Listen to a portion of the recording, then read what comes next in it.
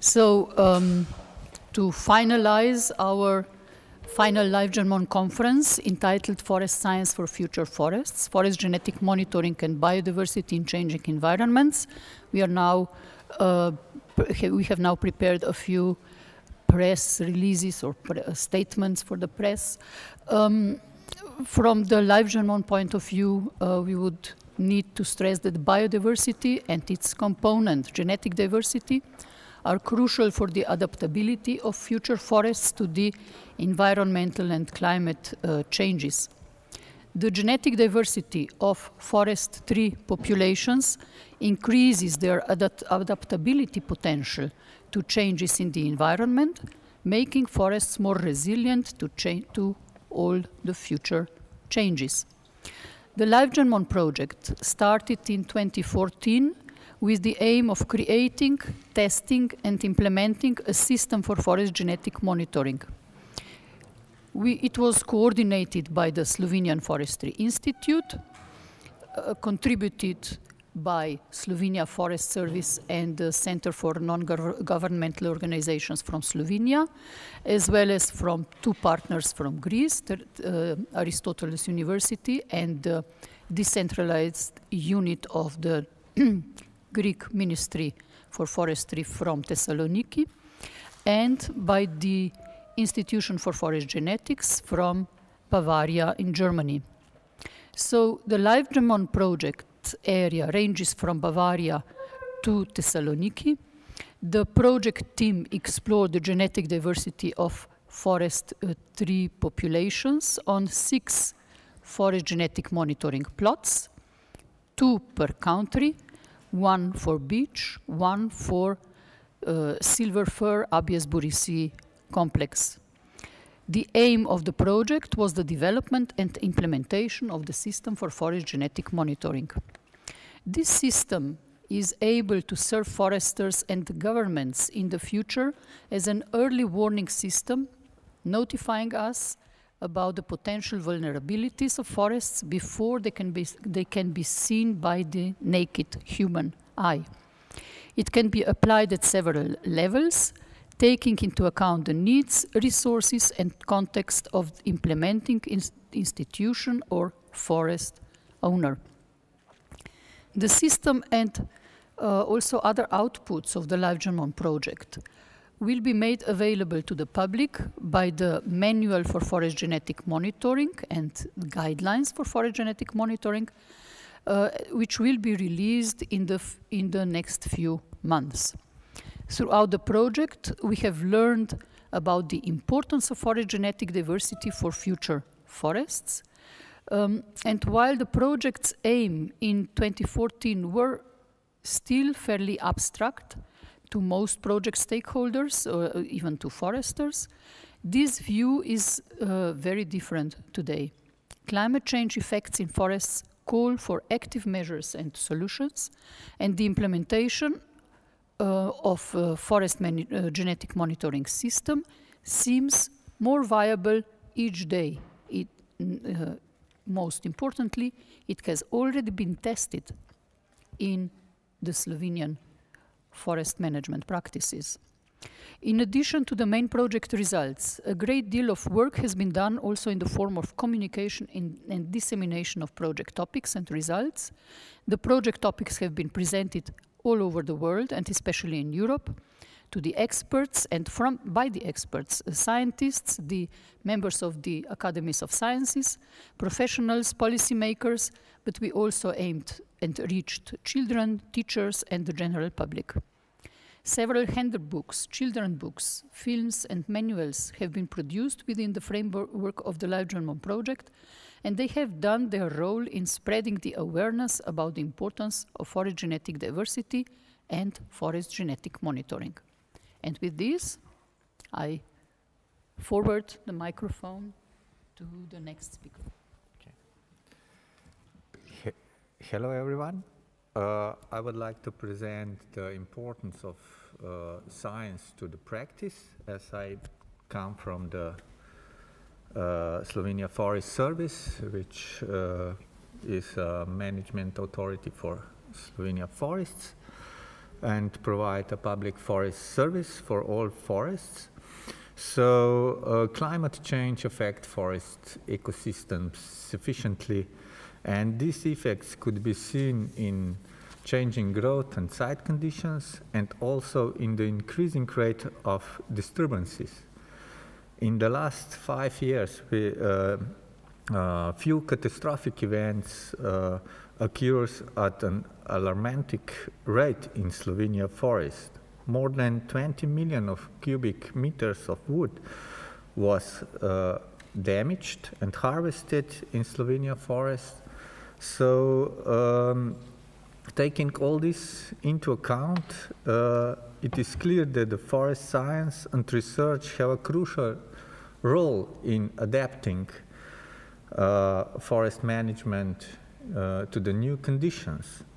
So forest science should provide a good background and find ways how to adapt to the new climate conditions, to change the current forest management, and to find new ways of measures in this field.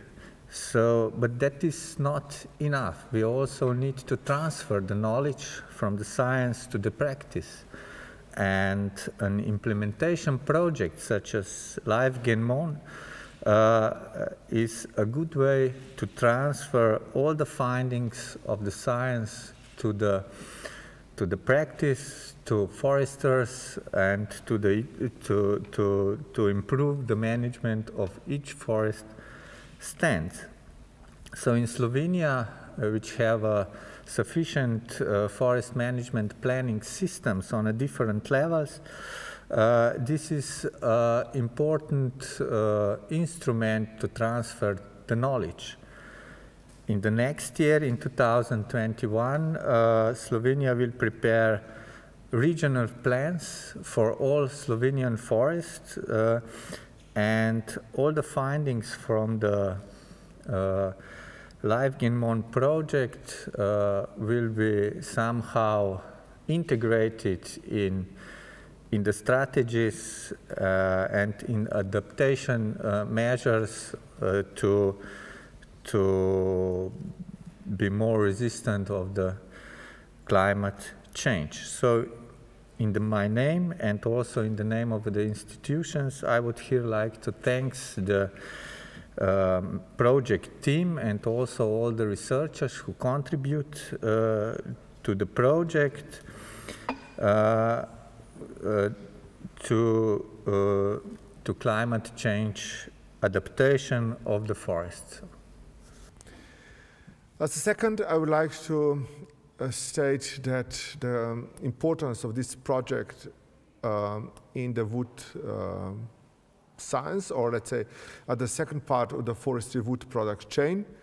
We are also interested in the genetic origin of the wood quality, and in particular how climate changes will influence the wood quality, how the availability, and further on also the presence of the wood pests in the future.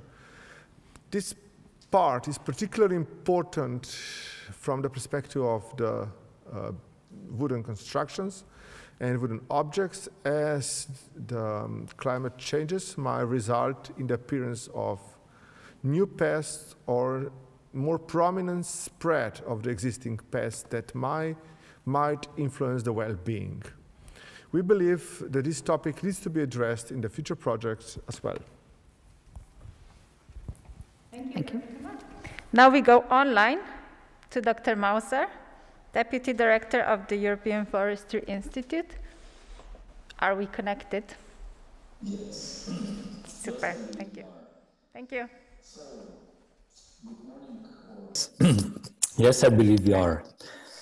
So, good morning or good afternoon also from my side. And I will not so much talk about the importance of the forest genetic resources, because I think that my colleagues are much better positioned for there and have also a better knowledge to highlight the particular importance. I believe that it is important that we understand that the whole forest sector will need to work in the future based on a new platform, because the forests are our key asset for mastering the transition to a sustainable future, a future that needs to be certainly based on a new economic paradigm, a new economic model, a model that considers sustainability and renewable natural resources, a circular bioeconomy. This model should actually enable an economic development within the boundaries of our planet and without damaging the nature to the level as we were experiencing over the last decades. And forests, as the main provider of renewable non-food and non-feed biomass, will be again at the center of our attention, like they're already now, at least for our community.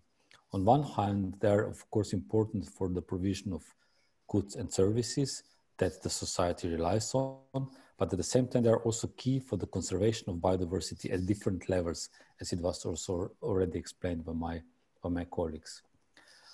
And just to underline also the words of some of the speakers before, forests are not only given and an asset, but they're also subject to the threats and environmental hazards resulting from the impacts of climate change. So extensive droughts, pest diseases, forest fires, wind or snow breaks, ice breaks, they all impact the resilience and the stability of our forests. Therefore, it is of utmost importance to make our forests resilient and adaptable to the impacts of the climate change, and also helping us to mitigate these impacts at the same time. As you know, forests are actually the biggest terrestrial sink of carbon. So you can imagine that this brings enormous responsibility to forest owners, managers, policymakers, experts, scientists, to design management practices, solutions, tools, policies that will help of fostering the resilience of forests, and at the same time provide the society with demanded goods and services in a sustainable way. It will require that we develop new innovative projects to all the aspects of forest management. Forest genetic resources just being one of them, not less or more important than others, but just as important as many others. So, and finally, it's also the task of forest science, if you wish to say so, to find these new ways to deal with challenges and to create new opportunities for the forest sectors. And of course, what finally I want to underline again and again, because I don't think that we say it enough, even maybe we think it enough, is that it's very important that we also reach out to other sectors, to practitioners, policymakers, and to society at large, to inform them about the importance that the forests have for the well-being of our society. Thank you very much for the opportunity to speak today here. Thank you, Dr. Mauser. We are staying online, and we go to Dr. Bozzano, U4Gene coordinator at the European Forestry Institute. Yes, Dr. Bozzano, I see you already, and I give you the word. Thank you. Thank you very much. Thank you for this opportunity. Thank you for allowing me to follow up in this interaction. I would like to underline, imagining there will be some journalists there wondering what are those genetic resources and why forest genetic resources are so important, so crucial, and why we are bothering so much. You know, imagining, just give one example. These forest genetic resources are important because they allow our forests to adapt. Just imagine that the old genetic resources that we have are just like a deck of cards. We have a deck of cards, and we can do many different kind of games. Many games, they have already some rules. We can make up many others.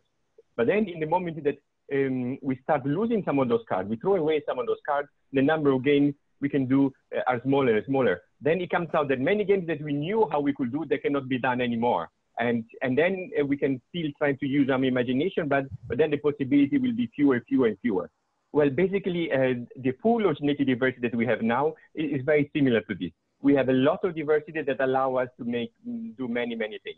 In the moment we lose the genetic diversity, we lose our option. We lose our capacity, both of doing things in the way we were doing and to invent new things, because the possibility will be very limited. So this is why it's so important that we conserve this genetic diversity. But conserving, it doesn't mean not touching, putting aside. There is one concept that was invited several years ago, which is called sustainable forest management. And this concept allows us to see that if we properly look at the forest, we properly manage the forest, we can do at the same time the conservation and the production of timber, the production of many other ecosystem services that are really important for our well-being. So there are many people coming from the academic world there in the room today, also connected online.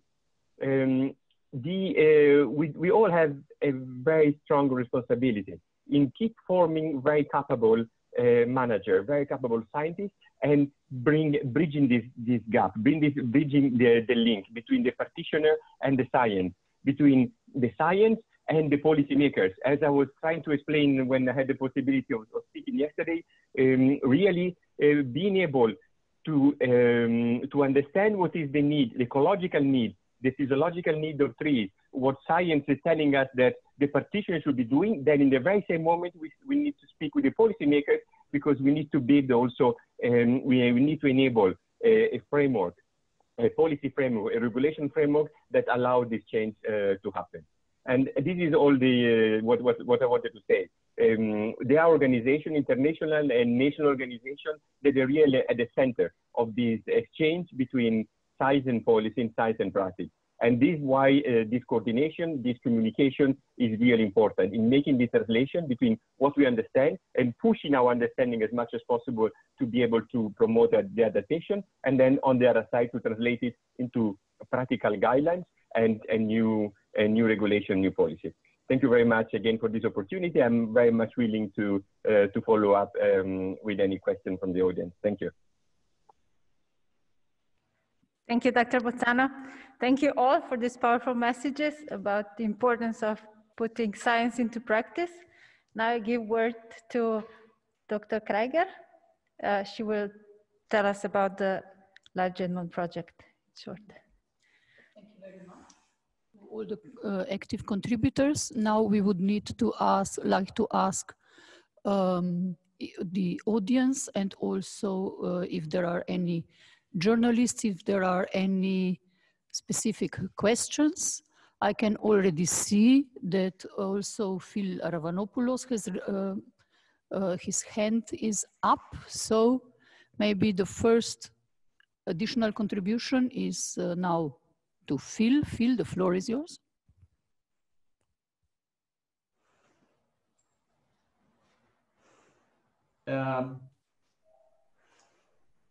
Yes, Hoika, in fact, I had raised my hand in the previous discussion, so I would not have something to say further from what you have already indicated. Just to stress the fact of the importance of genetic monitoring and the importance to continue as a means to conserve for genetic resources. And to thank you also for taking all this opportunity to publicize our research and stress our future goals. Thanks. Do we have any other questions? The members of the media will pass the messages to the media, but do we have any other questions now?